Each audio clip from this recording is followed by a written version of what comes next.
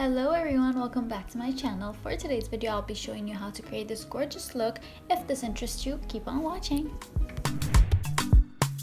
First step is always to prep the skin. Just applying a bit of moisturizer, and now I'm applying some eye cream just to get a really nice moisturized base. I'm now going in with the pore filling primer and applying this right in the middle of her face and her T-zone.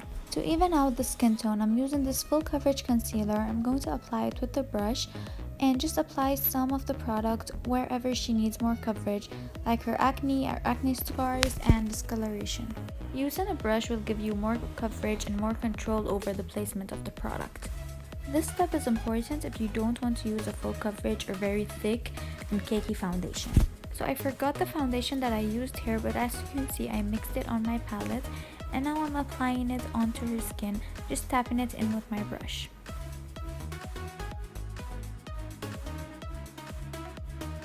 For concealer, I'm going in with the first one, which is similar to her skin tone and has more coverage.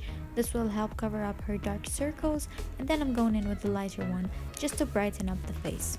Using my sponge, I'm blending this in place and I will not drag it all the way down. This is my favorite cream blush at the moment. I like to apply it at the back of my hand and then go in with my brush. As you can see, it is a SHER product but can be buildable, which gives you more control, and I'm just applying this on her cheeks and taking it upwards. This product is just pure glow.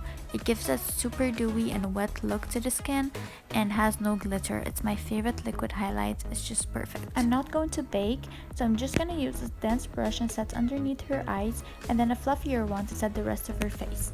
For eyeshadow, I'm going in with the Ruby Obsessions palette from Huda Beauty, and I'm just applying the shimmer shade all over her eyelid and blending it out. So I know you're wondering what I'm doing. Usually the first step is to apply the matte transition shade, but it's fine that I use this because I'm not really going for a cut crease, so it does not matter. Next, I'm going in with this peachy matte shade and I'm applying it to the sides of her eye. I'm just blending it in. It looks really nice with the shimmer color that's underneath. Now I'm going in with this darker pink shade and applying it just to the sides of her eye. This will add dimension as it is a darker color. You want to blend this sort of like in a V shape and just keep it in place.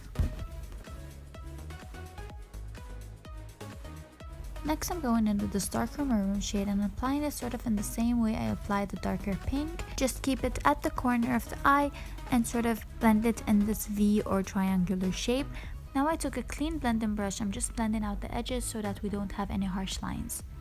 You have to be careful and blend with a very light hand, or else the eyeshadow will look very patchy. For this step, I took the darker pink and the maroon shade, I mixed them together and applying it to her lower lash line very close and then blending this out. To darken up the edges, I'm using this brown eyeshadow from the Jaclyn Hill palette and I'm using it sort of like an eyeliner. Just because I don't want to use a black eyeliner, I feel like it will be very strong, so I'm just going in with the brown and applying it sort of in a way that I will draw an eyeliner, and I'm just blending it in so it will look like a smudged eyeliner. I'm now applying some mascara to her lashes, and I also added a half lash to her lashes, but I forgot to film that part.